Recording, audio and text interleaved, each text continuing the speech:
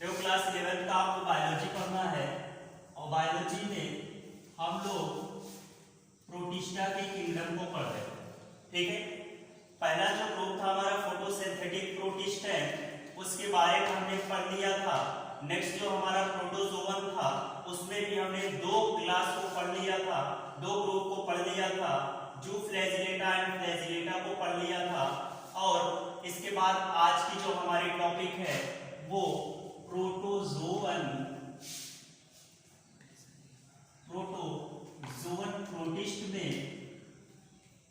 Protist में सीलिएटा आपको पढ़ना है। हमने सार्कोडिना और फ्लैजिलेटा जू फ्लैजिलेटा पढ़ लिया था। प्रोटोजोवन प्रोटिस्ट में लास्ट जो टॉपिक है हमारा सीलिएटा, हमको उसी के बारे में पढ़ना है।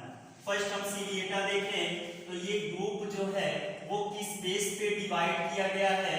इसमें आपको एक वर्ड मिल रहा है जिसका नाम है सीलिया। ठीक है, और सीलिया क्या होता है? लोकोमोटरी आर्गन होता है। लोकोमोटरी आर्गन होता है किसका? पैरामीशियम का। एग्जाम्पल में हम क्या लेंगे? पैरामीशियम। हमने पहले भी देखा था प्रोटोजोवन प्रोटिस्ट में on the basis of locomotory organ, जिसका जो लोकोमोटरी आर्गन होता था उसी हिसाब से उस ग्रुप का नाम होता था। जैसे कि जिसका सुडोपोडिया था अमीबा का, उसका नाम क्या था? सार्कोडिना। फिर उसके बाद जो हमने फ्लैजिलेटा जू फ्लैजिलेटा पढ़ा था, फ्लैजिला जिसका होता है ट्राइकोनोसोमा में, हमको उसके बारे में पढ़े थे हम। अब सीलिएटा नाम आया है, इसका मतलब ये पैरामीशियम की बात कर रहा है, जिसका लोकोमोटरी आर्गन पैरामीशियम का क्या है? सीलिया। ठीक है, तो लोकोमोटरी आर्गन क्या है? सीलिया। ठीक है, एग्जाम्पल है आपका पैरामीशियम। सबसे पहले हम जानते हैं प्रोटोजोवन जो प्रोटिस्ट होते हैं एनिमल को शो करते हैं, और जितने भी एनिमल्स होते हैं उनका फूड का नेचर कैसा होता है? हेटेरोट्रॉपिक। ठीक है, हेटेरोट्रॉपिक होता है। अच्छा, हेटेरोट्रॉपिक होता है तो कुछ इसमें ऐसे हैं जो कि parasitic mode of nutrition show करते हैं, और कुछ ऐसे हैं जो कि होलोजोइक भी शो करते हैं। ठीक है, तो ये जो आपका सीलिएटा है, अगर बात करें हम पैरामीशियम की, तो ये हेटेरोट्रॉप होता है।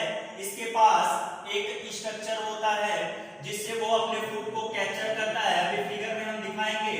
और इसका एग्जांपल पैरामीशियम। एक एग्जांपल इसमें और आता है। ठीक है, ये एनिमल है हेटेरोट्रॉपिक का। कुछ पैरासिटिक भी होते हैं इसमें, पैरासिटिक भी होते हैं, और कुछ का न्यूट्रिशन होलोजोइक भी होता है। होलोजोइक भी होता है। ठीक है, तो ये चीज होता है। अगर इसमें रिप्रोडक्शन की बात करें, रिप्रोडक्शन, तो ये दो टाइप से रिप्रोडक्शन को शो करते हैं। एक एसेक्सुअल रिप्रोडक्शन से भी अलैंगिक जनन भी होता है इसमें, और एक सेक्सुअल रिप्रोडक्शन भी होता है। ठीक है, एसेक्सुअल रिप्रोडक्शन जब भी होता है वो भी पैरामीशियम में, तो ट्रांसवर्स बाइनरी फिजन के द्वारा होता है। बाइनरी फिजन के द्वारा होता है। ठीक है, अगर सेक्सुअल रिप्रोडक्शन की बात करें तो कॉन्जुगेशन से हेल्प से होता है। कॉन्जुगेशन क्या होता है? सिर्फ ये समझो, कॉन्जुगेशन एक ऐसी प्रक्रिया है जो कि जेनेटिक मटेरियल को एक्सचेंज करती है। Genetic material exchange. ठीक है, डीएनए या फिर आरएनए को एक्सचेंज करती है। हमने कॉन्जुगेशन के बारे में किंगडम मोनेरा में बैक्टीरिया के स्ट्रक्चर के बारे में जब पढ़ रहे थे तो वहां पे हमने कॉन्जुगेशन के बारे में पढ़ा। ठीक है, और इसमें जो होता है न्यूक्लियस, अगर देखोगे तो अगर हम न्यूक्लियस की बात करें तो न्यूक्लियस हमेशा वो डाइन्यूक्लिएट होता है या फिर मल्टी न्यूक्लिएट भी होता है।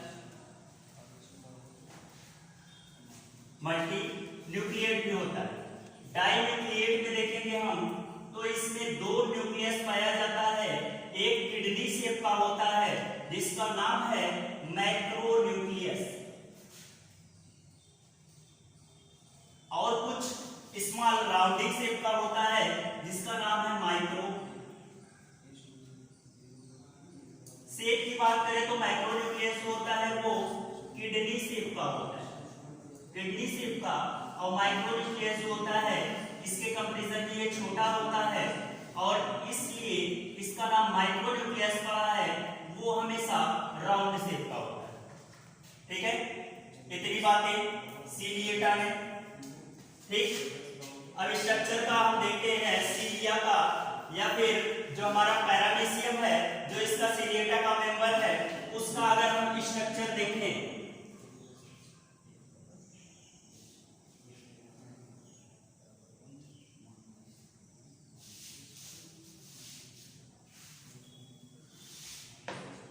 तो ये कुछ इस तरीके से होता है।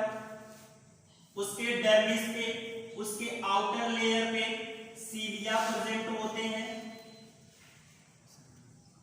इस तरीके से कुछ सीलिया प्रेजेंट करता है ये। ठीक है, और यहीं पे इसके डर्मिस से एक इस तरीके की ट्यूब लाइक स्ट्रक्चर जाती है। ट्यूब लाइक स्ट्रक्चर बाद में ये एक वैक्यूल से जुड़ जाती है, एक वैक्यूल से जुड़ जाती है जो कि इसका माउथ होता है, और इसको बायोलॉजिकल भाषा में अगर कहें तो इसका नाम साइटोस्टोम पड़ता है। साइटोस्टोम वर्क कैसा करता है, एज अ माउथ वर्क करता है। ठीक है, ये जो ट्यूब लाइक स्ट्रक्चर देख रहे हो इसका नाम बुलेट है, और बुलेट के बारे में हमने एक बार और पढ़ा है, हमें लगता है किंगडम मोनेरा में भी पढ़ा है, और एक बार हमने अमीबा के स्ट्रक्चर में भी पढ़ा था। और ये जो ओपनिंग है ये खुली है किसमें, एक स्ट्रक्चर आपको राउंड सर्किल की तरीके से दिख रहा है जो कि पूरा नहीं है, और इसी स्ट्रक्चर का नाम है वैक्यूल। ठीक है, एक क्लास क्वेश्चन ये आता है, ये बताइए कि पैरामीशियम में जो साइटोस्टोम है, जो उसका माउथ है पैरामीशियम का, उसके गलेट वाले पार्ट में क्या सीलिया पाया जाता है? तो हम कहेंगे हाँ सीलिया पाया जाता है। ये जब सीलिया मूव करता है, सीलिया जब मूव करता है, या फिर जैसे ही कोई क्रिएचर आता है इसके साइटोस्टोम में, इसके माउथ में, तुरंत ये सीलिया क्या करता है, उसको अटैच कर देता है, तुरंत उसको पकड़ लेता है, और पकड़ के ऐसा फूड मटेरियल वो अंदर कर देता है। ठीक है, पैरामीशियम की बात करें तो हमने बताया डाइन्यूक्लिएट होता है, एक जो न्यूक्लियस होता है किडनी शेप का, और एक न्यूक्लियस जो होता है वो राउंड शेप का होता है। एक जो इसका न्यूक्लियस है वो इस तरीके से किडनी शेप का होता है, मतलब कि अंदर की तरीके से धसा होता है, और एक छोटा होता है जो कि राउंड शेप का होता है। इसका नाम हमने बताया अभी मैक्रोन्यूक्लियस,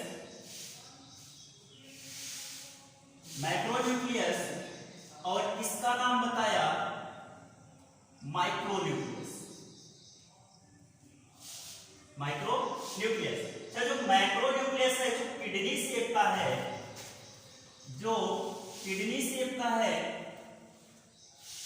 उसका जो वर्क है वो पूरा का पूरा कंट्रोलिंग का वर्क होता है। इसका कंट्रोलिंग का, क्योंकि जानते हो जिस चीज में भी न्यूक्लियस पाया जाता है तो न्यूक्लियस हर एक चीज में पाया जाता है, और न्यूक्लियस का एक ही काम होता है कि पूरी की पूरी बॉडी को वो कंट्रोल करता है। ठीक है, अच्छा माइक्रोन्यूक्लियस की बात करें तो जो साइज में छोटा है, जो कि राउंड शेप का है, उसका जो वर्क होता है वो कॉन्जुगेशन में होता है। कॉन्जुगेशन बताए तो ट्रांसफर ऑफ जेनेटिक मटेरियल, और ये जो कॉन्जुगेशन है वो क्या है, मोड ऑफ सेक्सुअल रिप्रोडक्शन। कोई दिक्कत नहीं होनी चाहिए। ठीक है, ये चीज, और ये सिलिएटा में है, इसलिए ये जो देख रहे हो आप लोग, इसी का नाम क्या है? सीलिया। और सीलिया कैसे वर्क करता है? As a locomotory organ.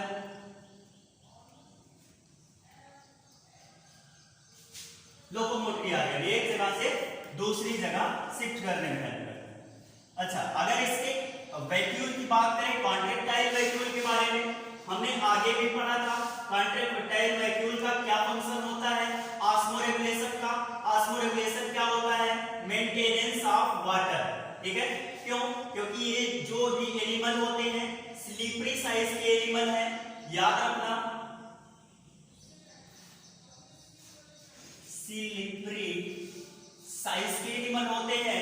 जिस तरीके से हमारा स्लीपर होता है, हिंदी में बोले तो चप्पल के आकार का ये पूरा का पूरा इसका स्ट्रक्चर होता है। तो स्लीपरी साइज का होता है, ये पाया जाता है कहां पे? नदी में, तालाबों में, फ्रेश वाटर, मैराइनल वाटर में पाया जाता है। इसीलिए इसमें कॉन्ट्रैक्टाइल वैक्यूल पाए जाते हैं। क्यों? क्योंकि जितने भी न्यूट्रिशन होते हैं वो कहां पे मिले होते हैं? Inside the water. ठीक है, वाटर में मिले होते हैं। जैसे इनको इनगल्फ करना होता है, भोजन को लेना होता है, तो क्या होता है? पूरे के पूरे कहां प्रेजेंट होते हैं? पानी में। हर एक चीज इनका पानी से कनेक्शन होता है, इसीलिए इसमें दो कॉन्ट्रैक्टाइल वैक्यूल पाए जाते हैं जो कि मेंटेनेंस ऑफ वाटर का वर्क करते हैं। ठीक है, contractile vacuole.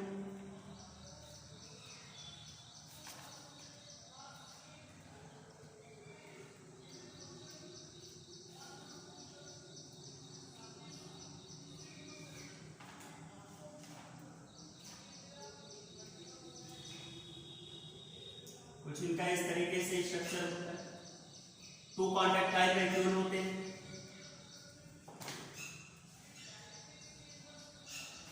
Vacuole osmo regulation में हेल्प करते हैं।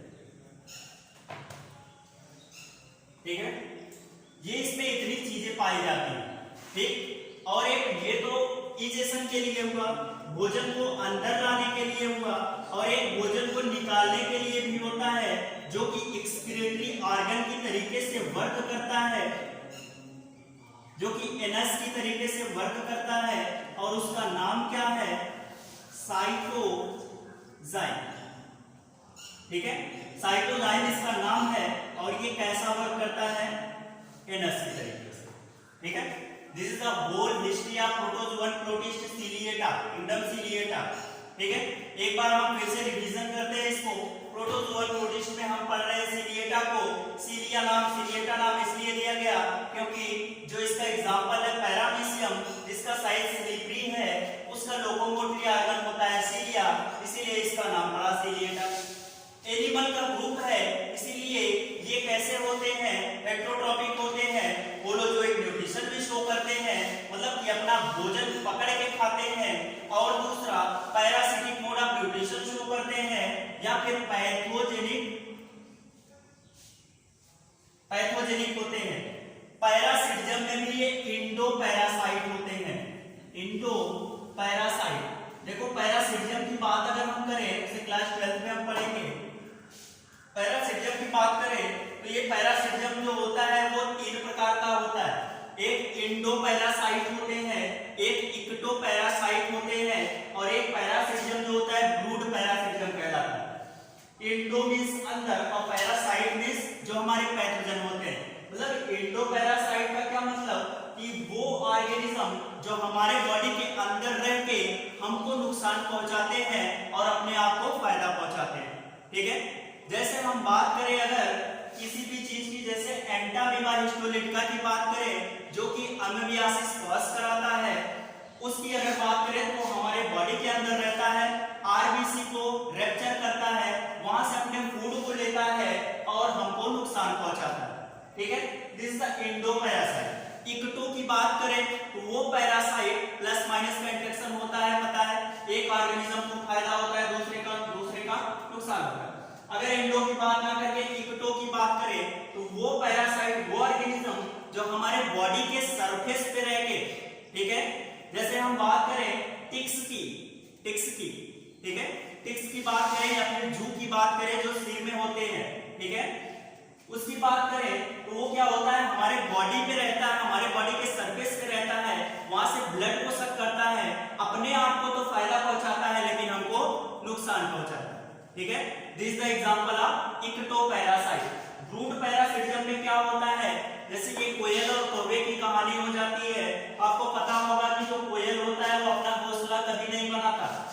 ठीक है, और एक चीज ये भी ध्यान रखना कि जो कौवा होता है और जो कोयल होती है, दोनों की अंडे की जो एग होता है, दोनों के अंडे की साइज सेम होती है और कलर में भी सेम होता है।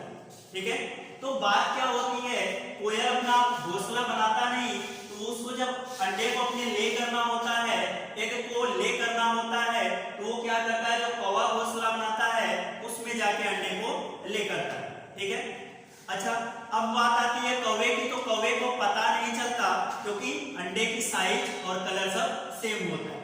जब पीरियड उसका पूरा हो जाता है तो हैचिंग की प्रोसेस आती है, मतलब कि अंडे को फोड़ने की बात आती है, तो कोयल जाके अपने अंडे को फोड़ता है। लेकिन क्या हुआ, यहाँ पे अंडे को फोड़ा, कोयल ने अपने जनसंख्या को बढ़ाया, लेकिन क्या कौवे को कोई फायदा हुआ? नहीं, बल्कि उसको नुकसान ही हुआ कि वहां पे क्या हुआ, उसने अपने घोंसले को बनाया लेकिन उसमें अपने अंडे को नहीं ले लिया।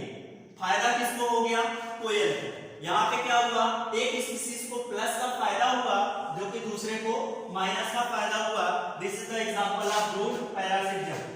यहाँ पे उसकी कोई बताने की जरूरत नहीं थी, लेकिन फिर भी बता दिए। तो ये पैरासिटिज्म शो करते हैं, पैथोजेनिक होते हैं, एंडो पैरासाइट भी होते हैं। एग्जांपल है इसका। ठीक है, रिप्रोडक्शन की बात करें तो दो टाइप का होता है।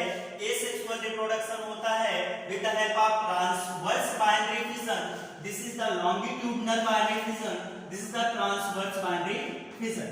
ठीक है, ट्रांसवर्स बाइनरी फिजन मतलब अगर आप इस तरीके से बाइनरी फिजन होता है, ये दो पार्ट में टूटता है तब तो ठीक है, लेकिन इस तरीके से बाइनरी फिजन पैरामीशियम में कभी नहीं होता। वो किस चीज का है?